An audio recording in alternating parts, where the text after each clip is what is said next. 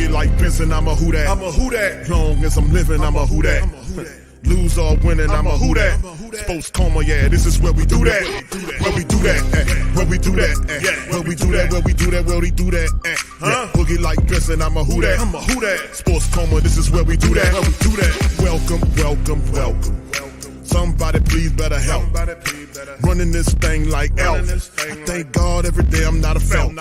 Go to YouTube Live with Big Q and the guys. If you ain't ride or die, the bandwagon get flipped. Been marching in, that was way for the ring. I was yelling out your chain for the championship. Bucking on town, duck down. Falcons, pluck, get shut down. Panthers ain't much touchdown. The vision really belong to us now. So much hate on the Saints, you could probably tell. Ever since Bounty Gate hit the NFL, when things seem fishy and you probably smell the crooked referees on Roger Goodell. Yeah, money like this and I'm a who that. Every day I'm living, I'm a who that. Lose or winning, I'm a who that. It's the sports coma, this is where we do that. Where we do that, where we do that, where we do that, where we do that, where we do that. Boogie like Benson, I'm a who that. It's the sports coma, this is where we do that. You're listening to the Sports Coma with Big Q and the guys on the PRO Media Network. Welcome. You're now rocking with the Sports Coma with Big Q and the guys. We have intense, entertaining, educating, and enlightening sport talk from your favorite sports fam. What's popping? Shout out to the fam. Appreciate y'all being in this late edition of the stream. Much love to the fam. Won't hold you guys for very long on this Monday stream as we get ready to carry on in. So shout out to the fam. Thank y'all. Hope y'all had a fantastic and productive weekend. As we move into the new week, hope you have a lot of great things shaking in the new week. This one right here speaks to the NFL, the Saints NFL Power Rankings. We covered some of this on the previous stream, but I just thought it was good to kind of go over some of the rankings and how they have it situated, man, dealing with the Saints. Here's a little audio from what they believe will happen in the upcoming rankings. Here we go. Year on offense and increased pressure on the defense to perform at a high level. 18, New Orleans Saints. In light of the uncertainty surrounding Alvin Kamara and his legal issues, the Saints made a strategic move by selecting TCU running back Kendre Miller in the third round to bolster their running game, providing agility, vision, and a youthful jolt to a team that ranked in the bottom half of the league in yards per carry last season. 17, New England. All right, so that's they said that the Saints are going to be ranked 18, the Patriots are going to be 17. And I just think and I know why this is going on. This is happening, because a lot of people simply do not believe in Dennis Allen and what he's doing. And to many reasons, to be fair with you, Dennis Allen hadn't really given us anything to believe in. So the Saints are, we just diehards and we want the most positive effect for the team moving forward. We want the best possible outcome. And I think that's why the team is being ranked down on and considered like a 18th ranked team, and the Patriots are considered a better team than the Saints. They're better coached than the Saints, but in terms of talent, one could argue that. Anyway, this is what the ranking system look like that they're going off, and this is an NFL.com ranking. They got Arizona at number 32. As you can see, 31 is the Houston Texans. 30 is the Washington Commanders. Tampa Bay is 29th. I don't know how they that high. The Colts are 28th. They should be a little lower too. The Broncos are considered 27th in the ranking, despite the addition of Sean Peyton and Russell Wilson. They have a lot of stuff going on. All they needed was a better offensive system to work with Russell Wilson, and you'll see a big difference in Denver. They rank way too low. The Chicago Bears sitting at 26. A lot of people quite yet don't believe in them. Carolina's at 25 with that young quarterback there. Tennessee is ranked 24th. The 27th ranked 23rd team is Atlanta. As you can see right here, as we kind of go over some of our foes, just read some of their stuff. Carolina, they're saying at 25. Panthers finally got their man after several years in QB wilderness that featured multiple highly publicized swings and misses. Carolina got the fresh start it wanted with Bryce Young. Concerns about his size and durability of the Alabama star are not to be dismissed, but there are plenty of reasons to believe Carolina just imported a franchise shifting player at the game's most important position with the number 1 overall pick. Young won't be able to do it alone. Of course, the Panthers hope they can fill the hole left by DJ Moore, sent to Chicago in the trade that ultimately allowed them to land Young, with Ole Miss wideout Jonathan Mingo selected with the 8th pick of the 2nd round. If Young can make quick strides as a rookie, there's no reason why the Panthers can't contend in a wide open NFC South.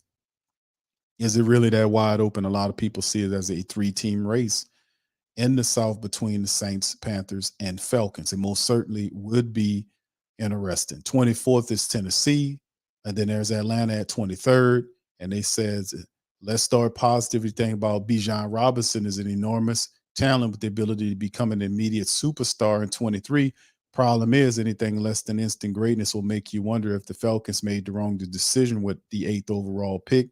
Atlanta already has a excellent young backfield presence in 1,000-yard rusher Tyler Algieri.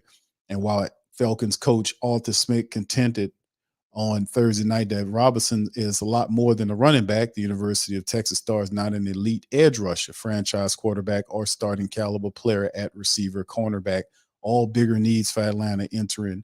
And this is right here, as they say, entering the draft. So let's see how it plays out. So, they mentioned him as 23rd there, going into the season. Then you take a look at the rest of the teams. The Raiders are ranked higher at 22nd. 21 is the Browns. The Rams are 20th. The Pack is 19th. The Saints are 18th. And you just went over the breakdown talking about Alvin Kamara and the addition of Kendre Miller along with Jamal Williams. And the previous rank for the Saints was 22. All the Saints right here, are they ranked a little bit too low for you guys? Comment in, let me know in the in the chat what you guys think about this 18 ranking. Is it fair? A lot of people see the Saints as middle of the pack, and I guess a lot of pressure is not on the Saints to show anything from a league-wide perspective. Of course, the family base wants the Saints. A lot of pressure is on Dennis Allen to right the wrongs of for the previous year when they went backwards. And to finish off the list, the Patriots are 17th ranked, Minnesota 16th. Pittsburgh is 15th ranked on this list. Boy, they got them higher. The Giants sit up there at 14, Chargers at 13, 12th is Seattle. Can they redo what they did? The Detroit Lions are at 11. Dolphins are a top 10 team in the ranking. The Jets are number 9. Jacksonville at 8. Baltimore at 7. 6 is Dallas. A lot of Dallas people will be happy to hear that. San Francisco sits at 5. 4 is Buffalo. 3 is Cincinnati and Eagles. And then Kansas City sit on top of that thing. So Saints are pretty much sitting at 18th. And I think they're better than several of these teams. But this is only on paper. The Saints have an experienced offense, depending on what Derek Carr, and from a historical standpoint, he's picked up multiple systems offensive-wise during his time with the Raiders. When they would just fire these coordinators, he would pick up these systems and have good success. So if that is definitely the acclimation process, a very fast acclimation process into a wide open Saints QB-friendly system, should help him really take it to the next level in terms of using the weapons the Saints currently have on the team. So are they discounting the Saints? Because I really do think that the Saints will be led by their offense, not the defense. The defense most certainly has its share of issues, in terms of the defensive line. 3 new starters on the defensive line with Cam.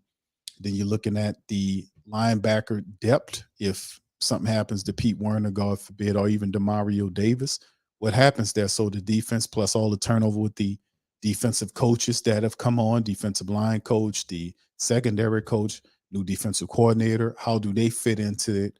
So we'll be looking at maybe perhaps a little learning curve for the Saints defense, not so much as DeMario or Cam or Tyrann Mathieu or Lattimore, but the rest of them, everybody got to get on the same ship. So I think Atlanta is probably, the offense is probably going to be the thing that leads the Saints against in terms of the units through the season. Everybody must improve though. But 18th, what do you guys think about this ranking with that? Just want to touch on that once again. Let's move on to the next story here, right here by the Saints Wire. Shout out to the Saints, brother Ross on the scoop. Who will be the next great Saints edge rusher not named Cam Jordan? Great question.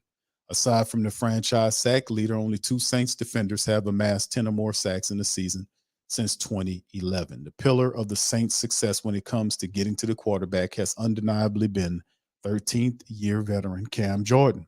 Franchise sack leader, 115 and a half sacks, has led New Orleans in the category in 9 of the last 11 years. Only 2 players have either topped him in single rush season or even so much as double-digit sacks. Former Saints Ed Rusher, Junior Gillette, and Trey Hendrickson.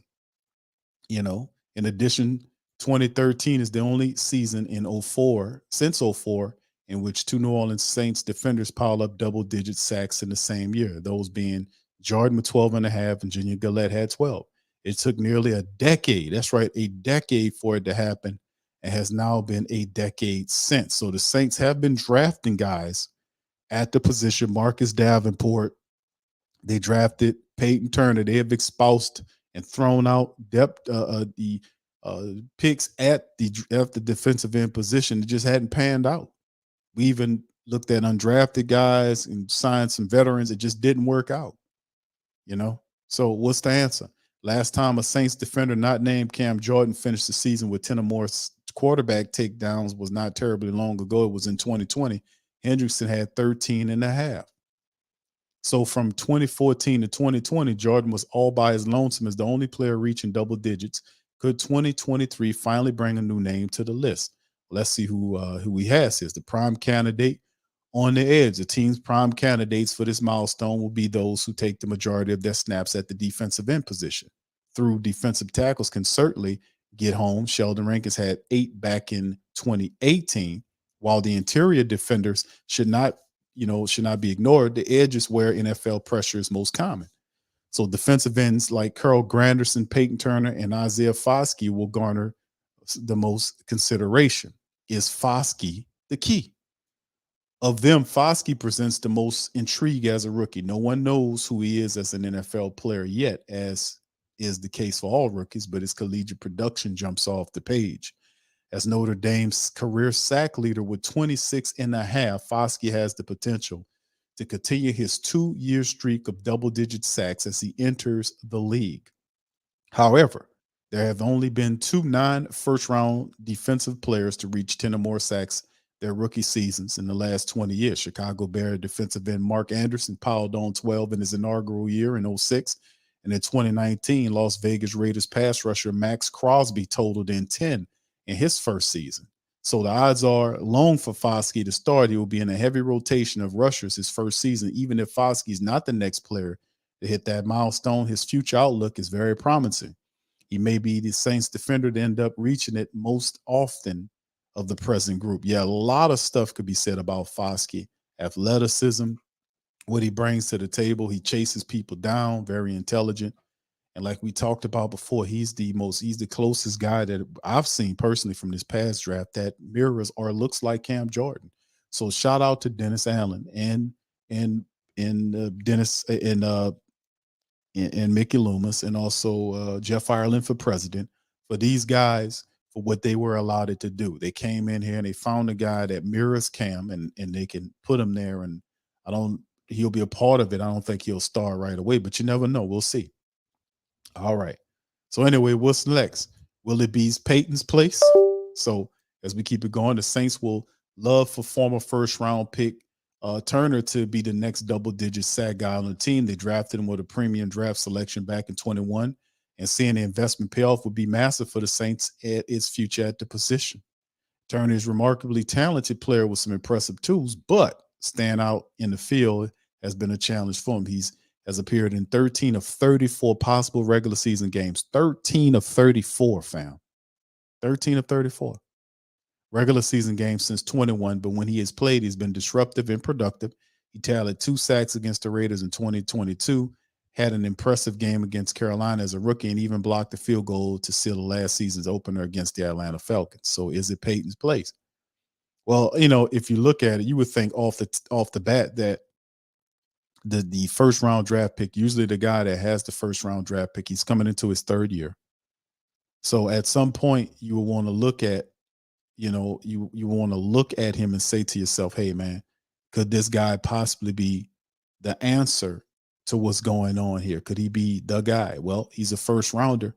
So you would have to like say, okay, this is a first rounder. We got to see if it justifies the first round grade. Now, if he fails, he fails. Maybe he can fall to a situational pass rush grade. But yes, his durability is a major concern for the Saints heading into the season. But staying available is what Turner will need to do first and foremost if he wants to turn the corner. The Saints have seen it before. Hendrickson took until his fourth season. This is good comparison. Before he finally turned the corner in New Orleans, he latched on to 4.5 sacks in 3 years before exploding onto the scene with 13.5 his contract year. If Turner were to have a similar trajectory, New Orleans would be in a great spot at the position. This is true. And there was the talk about Trey Hendrickson because Trey Hendrickson was hurt every last one of those years, and then he turned it up on the fourth year. And the Saints opted to kind of just bank on Davenport as opposed to, look at Trey Hendrickson. But Trey Hendrickson has played well with Cincinnati, man. So, hindsight is 2020, man. I would love to have him back here, but it is what it is. All right, could Carl Granderson grind out 10 sacks? He had 5.5 last year. The defender has shown the most promise in notching double-digit sacks is Granderson, coming into the league as an undrafted free agent. Players can often be overlooked, but this is far from the case in New Orleans, which is its impressive track record in UDFA player acquisitions. The former Wyoming Cowboy had 3 key elements going his way that could put him in position for 10 or more sacks as immediate as 2023, the first of which is how often he's likely to be on the field. Granderson has begun earning starts over former first rounder Davenport toward the end of last year. That shows the Saints believe in his talents. He earned those starts by showcasing not only his producing as a pass rusher, but as a run defender as well. He established himself as a 3-down end. That is a massive piece of the puzzle, maximizing snaps and therefore opportunity. Second, Granderson showed the pace at which he could play when he was earning all those starts at the end of the year. Over the final 4 games of the season, he totaled 3 sacks, averaging that per game production out of 17 puts him in the range of 12.5 for 13. That means he would have some wiggle room for a late start or even a sackless couple of games. Finally, Granderson is in a contract year. While playing in the NFL is about much more than money for players across the league, it sure doesn't hurt. The former undrafted free agent would be in place to surpass the earnings of the recent first-round picks with a massive season in 23 to add to an impressive end to his previous campaign. So these are all of the lists of guys. Carl Granderson is there. And, of course, right now you would say Carl Granderson is probably the best of the opposite ends, but he is an undrafted guy. So the Saints have 3 different guys here that you could talk about. All athletic guys, big ends, all of them 6'5", 6'6", around there. And even in terms of undrafted first round, second round, and undrafted guys from different levels. But Carl Granderson, with the years that he's been in the league, is definitely more seasoned than the rest of those guys. But we'll see what the Saints do going into the year. Can Carl Granderson be a guy the Saints can count on if Peyton Turner or Isaiah Foskey? I doubt Foskey, but he'll need some time to kind of grind out. But are any one of these guys going to help Cam this year? We'll see. All right, let's move on to the next article right here. The Saints and Chargers to hold joint practice in August. That's right. This is what we know now. We know that the 2 more teams will hold joint practices this summer. Multiple reports, the Chargers head coach Brandon Staley confirmed in his Monday press conference that Los Angeles will have 2 joint practices with the Saints in August. The Chargers and the Saints will play in the second week of the preseason at SoFi Stadium, with the 2 practices taking place the week before the game. The session should be a good opportunity for both franchises, as New Orleans and LA have undergone some significant offensive changes this season. While the Saints have the same core of offensive staff, they signed Derek Carr to take over at the quarterback position. The Chargers have a new coordinator in Kellen Moore, who will try to unlock more consistency from a unit that has one of the league's most talented young QBs. That'll be an interesting preseason matchup between the 2 teams. So very interesting. More news. Saints, shout out to the wire with this one. Saints-Rams Week 16 matchup on Thursday Night Football could get flexed. NFL's Thursday night flex schedule and approval means the Saints fans or family members will have to keep an eye on things for their game up against the Rams in Week 16. Saints family members may want to keep a close eye on any travel they book for December at the Spring League meeting in Minneapolis, The NFL has approval to move forward with a Thursday night flex scheduling. The Week 16 Saints versus Ram game in LA will be one of those matchups that could be affected. New Orleans was one of several teams who opposed the flex scheduling, as 2 teams abstained from voting and did not get the necessary amount of 24 votes to go forward. This time around, the league got the 2 votes it needed to pass the proposition. Coincidentally, the Saints got 2 Thursday night football games this year. Per the approval, this means the league could swap a Sunday game into Thursday slot. It would need a 20-day notice and affects all of the matchups from weeks 13 to 17. No club will be required by virtue of flex scheduling to switch from Sunday afternoon to Thursday night or more than one occasion, or to play more than 2 games on Thursday night in any total or any season. So if you're planning to go to the Rams game, Saints and Rams game on the 21st, you're supposed to get a fairly advanced notice if the NFL plans to swap a more interesting game to that slot, which would move that matchup to December the 24th. That's not exactly ideal if you're planning to be home for Christmas. It'll also mean New Orleans will lose a prime time game. We'll see how this goes. So, yeah, we're going to keep an eye out on that. For that matchup, that'll be interesting as we travel out to LA to take on the Rams. And anytime we go out there to kind of deal with the Rams and smash them down is always a positive in my book. Final story before we jet. NFL owners passed proposal to allow teams to have third QB active on game days without using roster spot. And I think this is a terrific idea that they ultimately decided to do. NFL has moved to avoid another quarterback debacle like the one that plagued the Niners in last year's NFC Championship game. NFL owners approved a bylaw proposal on Monday at the Spring League meeting, allowing clubs to dress a third QB without using an active roster spot on game days. NFL Network's insider Ian Rappaport and Tom Pelissero reported, per sources informed of the decision. The league cited on Monday, quote, integrity of the game, end quote, as the chief reason for the rule change. Integrity of the game. They said that for everything. The league previously had a third quarterback rule in effect from 91 to 2010 before doing away with the option. Now it's back. The emergency quarterback rule came to the forefront this offseason after the Niners, already riddled with signal caller injuries, saw starter Brock Purdy injured his elbow on the first series of the title game against the Eagles. Backup Josh Johnson sustained a concussion in the third quarter that forced Purdy to re-enter the contest, but the quarterback couldn't do more than toss 2 short passes. The quandary left the Niners offense dead in the water. Eagles ran away with the conference title. With the clubs now allowed to dress an emergency QB, the hope is viewers will avoid watching such a disaster again. And this is the full language of the supposed bylaw, that 1 hour and 30 minutes prior to kickoff, each club is required to establish its active list for the game by notifying the referee of the players in its inactive list for that game. Each club also designate 1 emergency third quarterback from its 53-player inactive list, i.e. elevated players are not eligible for designation, who will be eligible to be activated during the game if the club's first 2 quarterbacks on its game day active list are not able to participate in game due to injury or disqualification. They're saying with his activation cannot be a result of a head coach in-game decision to remove a player from the game due to performance or conduct. If either the injured quarterbacks is cleared by the medical staff to return to play, the emergency third quarterback must be removed from the game, and it is not permitted to continue to play quarterback or any other position, but eligible to return to the game to play quarterback if another emergency third quarterback situation arises. A club is not eligible to use these procedures if it carries 3 quarterbacks on its game day active list. So if you carry 2, not good for you, but 3, you carry 2, it could help you. But if you carry 3, no. This is only for guys that only carry 2. So I don't think that's a bad rule to go through either after, that situation occurred. So anyway, let's do a quick recap of the show we talked about when we covered some of the rankings dealing with the Saints early on. The 18th, 18 ranking, have the Saints situated at 18th. I think really, truly, and like we're saying, on paper right now, you can only use your imagination. I've been watching a lot of tape on Carr and a lot of the players that we have that we're bringing on, and I can only use my imagination to kind of fit those guys into the system.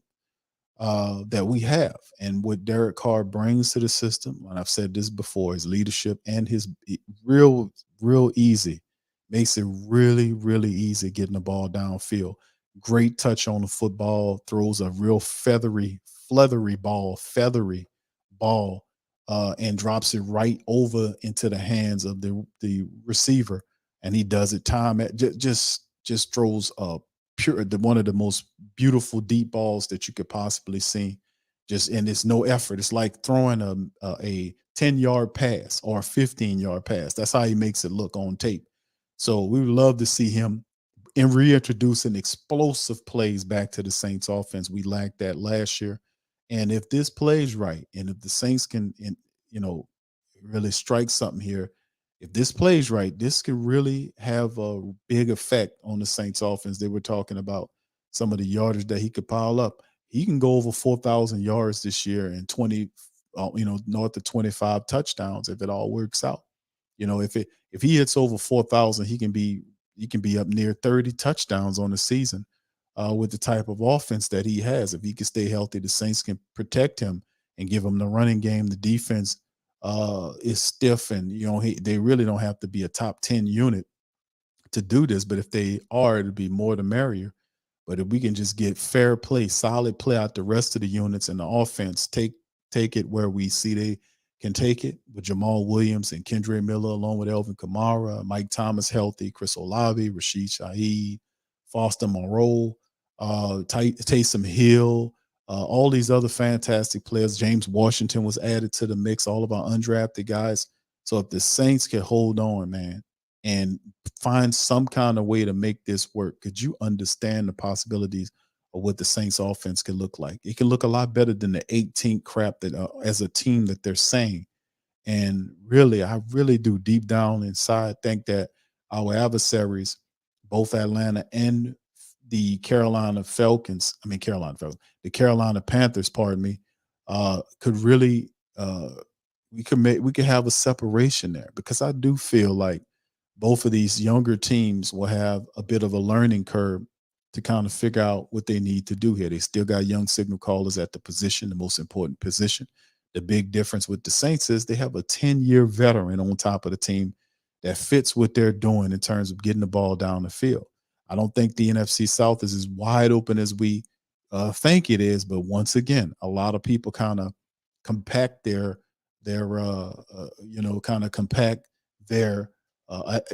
optimism because of the head coach of the team. So we'll see if he can flip the switch here, and simply see if his method works for what the Saints are trying to do. So he can get the offense churning on its own, and he operates the defense and keep an eye on his special teams. Maybe there can be something positive. Only time will tell, man. Right now it's all paper, and we still got a while before we get to where football matters. So anyway, with that, we'll recap it. Power rankings, we went over that. We also talked about who will be the next great Saints edge rusher. Shout out to Ross with the great article right here. Saints Chargers holding joint practices in August before the preseason. We talked about the Saints and Rams week 16 matchup getting flexed. And of course, a great decision by the NFL owners to have that third QB active on game day. That was a good call right there, to be honest with you. So anyway, with that being said, I'm gonna get out on that.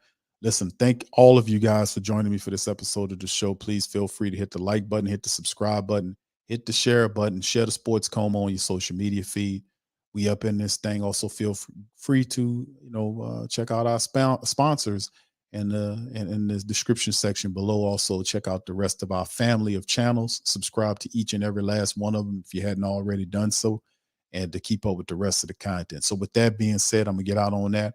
I appreciate y'all for chiming in. I'll be back on Tuesday for our Patreon family members. We'll, study some more film. We'll talk about some more Saints related topics on our TSC Q&A live stream on Patreon. If you want to be a part of that, feel free to join our YouTube page, or simply go to patreon.com/the Pro Media Network. Once again, that's patreon.com/the Pro Media Network. Much love to the fam, and I'm holla at y'all on the flip side. Peace, and who dat?